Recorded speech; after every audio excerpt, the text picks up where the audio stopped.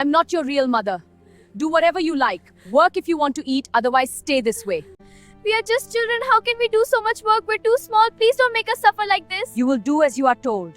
In ancient times, there lived a merchant named Akram Khan in a village. Akram Khan's first wife had passed away, leaving behind two innocent young daughters. Forced by circumstances, Akram Khan had to marry a second time. Leaving his two daughters under the supervision of their stepmother, Shabnam Bibi, he set out for the city for trade. Today, after 3 years, Akram Khan was returning to his village. Inside the house, the stepmother Shabnam Bibi called the two girls, Fatima and Maryam, before her and said in a harsh tone, "Listen to me, both of you. Listen carefully. Your father is coming home today and all the household chores must be completed before his arrival. Do you understand? If any work remains unfinished, you'll see. Don't complain to me later. You know my nature, don't you? When I get angry, I listen to no one." Frightened, both sisters bowed their heads. The elder daughter Fatima mustered up courage and said, "Yes, it's fine. We both will finish all the work together. Just one request, don't beat us today and give us something to eat. Since yesterday, we have only eaten dry bread." Shabnam Bibi glared at them and said, "You will get food this evening, but remember, do not tell any of these things to your father. Otherwise, I won't let you stay in this house for even a single day." Just then, a voice came from outside. Shabnam Bibi immediately ran out. Akram Khan had returned home after 3 years. "Oh, how are you? And how are my daughters? I don't see them." The stepmother Shabnam Bibi made a face and said, "Good heavens, as soon as you arrived, you remembered your daughters. You didn't care about me at all. I have become a maid in this house working day and night. I had a husband in this house, but even he started asking about his daughters as soon as he arrived. My condition has become terrible. What could happen to your daughters?" Akram Khan consoled her, saying, "Oh no, why are you thinking like that? Since they are in the house, it's natural to ask about them." Shabnam Bibi said, "Yes, I know everything. Fine, let it be. Your daughters go out to play all day long, and their tongues, good heavens, your elder daughter Fatima doesn't even let me speak. My, what a long tongue she has, and such rudeness, what can I even say?" Hearing this, a frown appeared on Akram Khan's forehead. "What did you say? My daughters are becoming rude. Where did they learn this? Who spoiled them so much? What is going on in the house? I will ask them today. Whatever answer they have, they will give. I will not tolerate such conduct." Shabnam Bibi replied, "Yes, you ask them yourself. Whenever I ask anything, they lie. I don't know where they got this habit of lying. And what more should I hide from you? They have even started stealing from the house." Akram Khan stopped in his tracks. "What? Stealing? What am I hearing? You didn't raise my daughters properly. I left them with you." Shabnam Bibi said, "Oh, what are you talking about? They don't even consider me a mother. If I ask where they are going, they don't even answer. And you'll see, when you ask them about these actions, they will make me look like a liar and my reputation will be ruined. And when I beat or scold them to stop these wrongdoings, the villagers say the stepmother is being cruel. Now you tell me, what should I do?" Akram Khan waved his hand in anger and said, "Enough. Enough. You don't need to do anything now. Whatever needs to be done, I will do it myself. Let them come." Meanwhile, the two sisters were grazing their cow in the forest.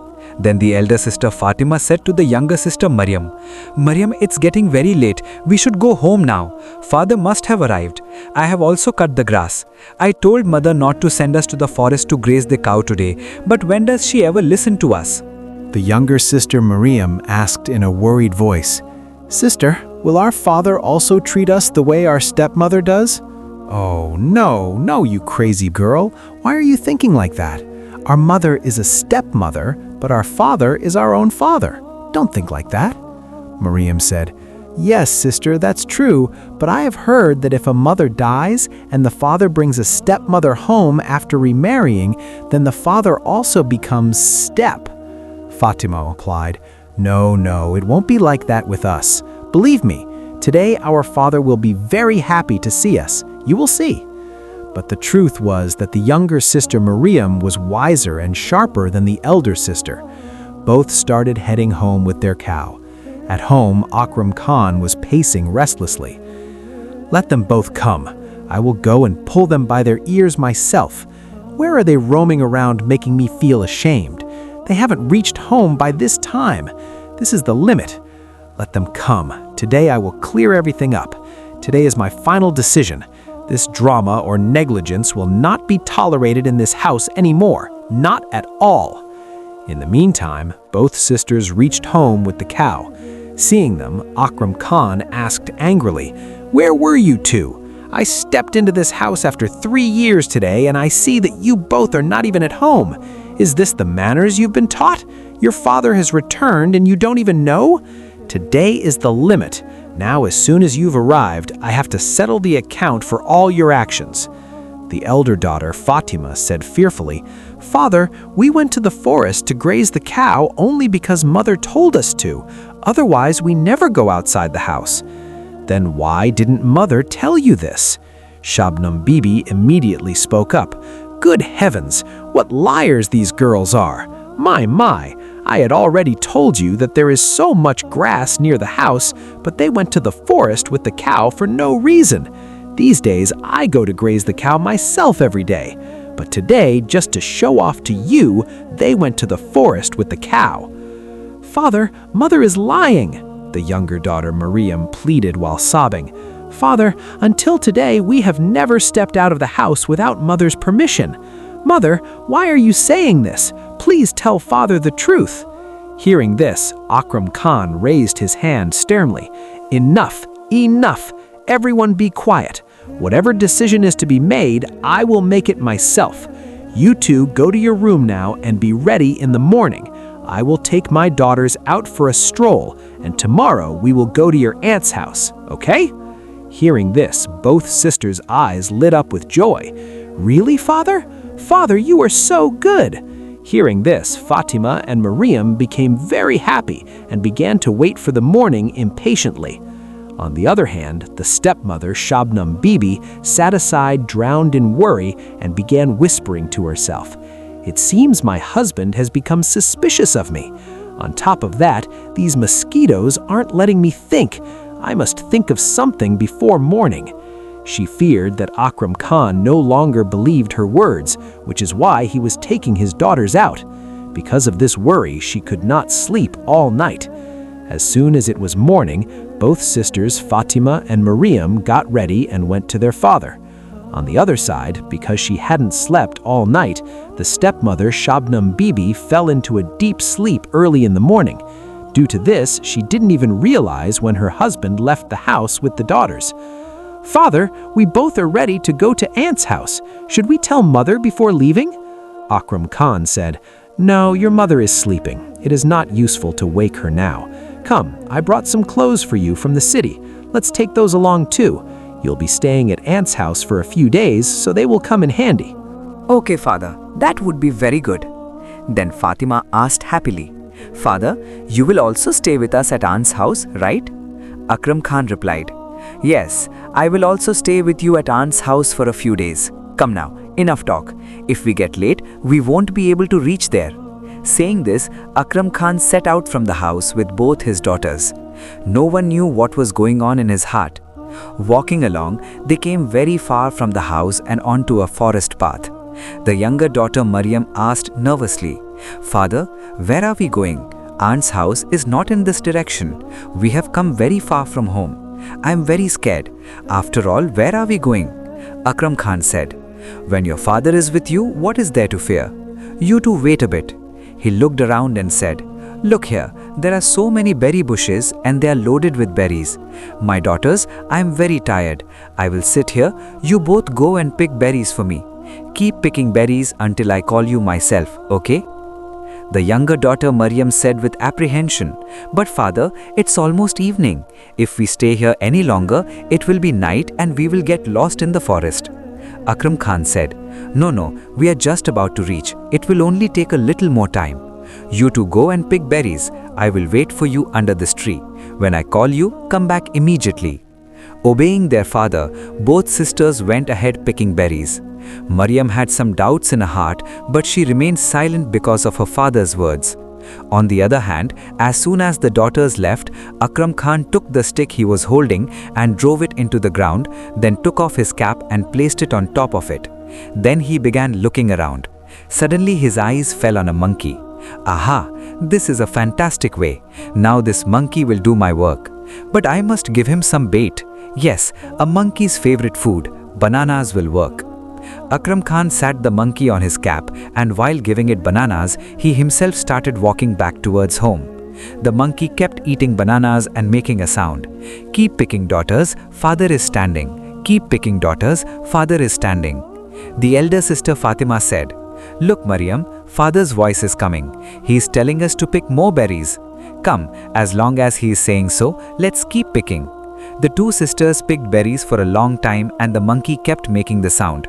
When the monkey ate the last banana, a banana peel fell down and the monkey suddenly became silent. Now both sisters realized that their father's voice had stopped. Maryam said nervously, Fatima sister, father's voice is not coming. It seems he wants to call us back. It's been a long time. It's almost night now. Both sisters ran to the place where their father was sitting under the tree. But instead of their father, they saw a monkey sitting there. Seeing this scene, they understood everything. Tears began to flow from Maryam's eyes. Fatima sister, you were right. Our father had come only to leave us so far away in the forest, and he has left us. Now what should we do? Where should we go? Fatima gathered courage and said, I had doubts from the beginning, but crying will not help now. Now we must help ourselves. Come, let's find a place to spend the night. No prince is going to come to take us to a palace. Walking along, both sisters reached a hut. Fatima said in surprise, Maryam, there is even a stove here.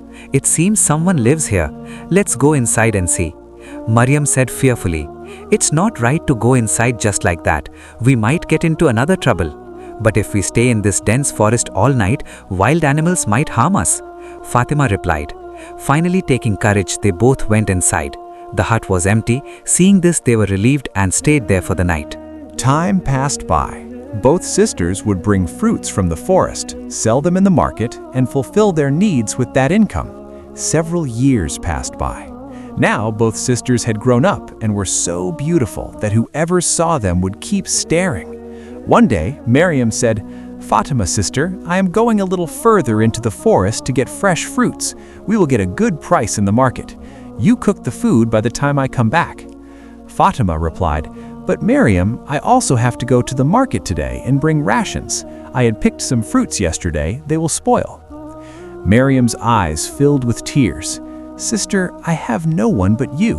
When I come home and you are not there, I get very scared. I'm very afraid of losing you. Fatima said affectionately, Oh, why are you thinking like that? I also have no one but you.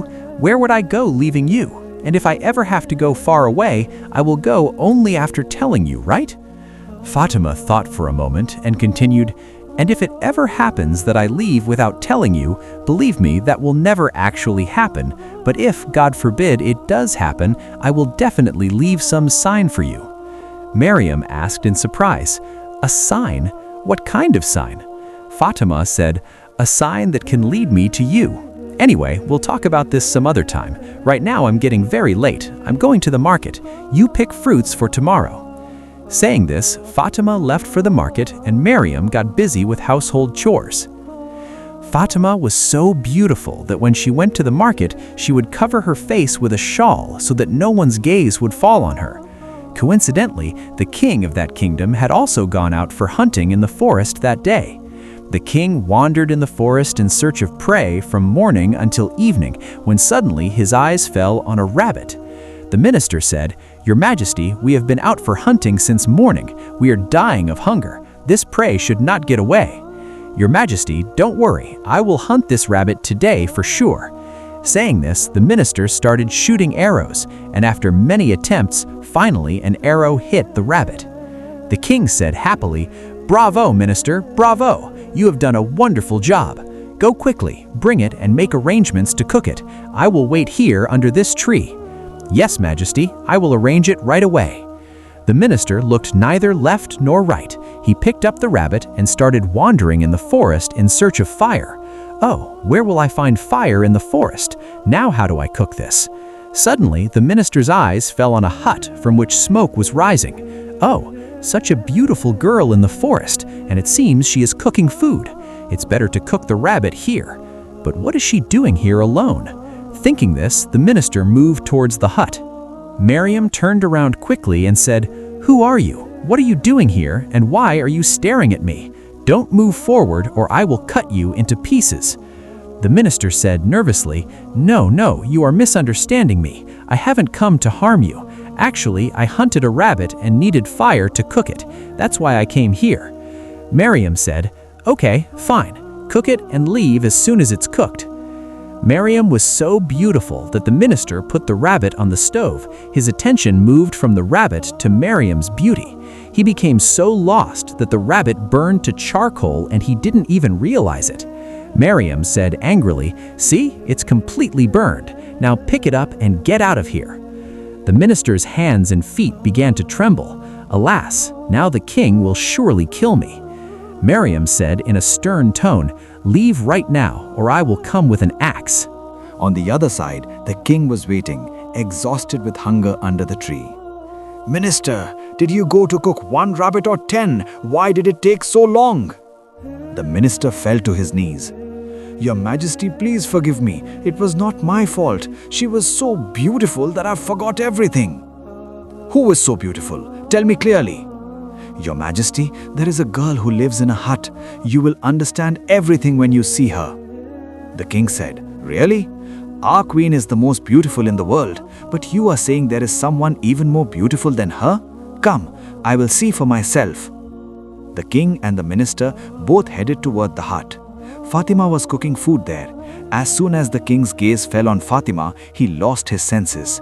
He had never seen such beauty in his life. The minister smiled and said, "What, Majesty? Didn't I tell you?" The king said, "Minister, we will take our queen in a palanquin. We will come with a palanquin tomorrow." Saying this, both left from there, and Fatima didn't even realize that someone had seen her. The next morning, the 2 sisters were talking. Fatima said to Maryam, "Yesterday, a man came with a rabbit. He was so innocent that he burned the whole rabbit." Maryam said, "Sister, I am going to the forest today. I will be back by evening. Keep the door closed tightly. Don't open it for anyone." After Maryam left, Fatima was alone. After a while, she heard the sound of horses' hooves. She went outside and was shocked to see Fatima's wedding procession, Bharat, was standing at her door. The minister stepped forward and said, "I am the minister of King Asad Khan of Rajgarh. Our king wants to marry you." Hearing this, Fatima's eyes filled with tears. The one whose father had left her in the forest today was going to become the queen of the king. "I accept this marriage." Fatima went inside, took her bundle and filled her hand with mustard seeds, dropping them along the path as she went. After a while, Maryam returned, but the hut was empty.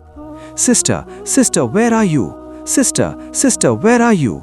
Maryam's voice echoed in the forest, but there was silence everywhere. 2 days passed. Then one night, it rained heavily. The next morning when Maryam opened her eyes, she saw a straight line of mustard plants grown on the ground, like someone had left a trail for the path. Maryam understood. Her eyes filled with tears. She said, "Sister didn't leave me. This sign was left for me." Saying this, Maryam started walking on that path. She kept walking and came quite far. Then she saw that this very path led toward a king's palace. As soon as Maryam reached outside the palace, she was given a grand welcome because today mustard flowers had bloomed in the palace garden. Seeing them, Fatima had already understood that her sister would definitely come today.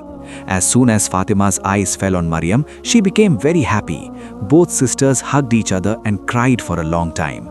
After this, Fatima had her sister Maryam married to the minister, and then both sisters started living in the palace with peace and happiness. The 2 sisters who were once considered useless and left in the forest today had become the pride of the palace.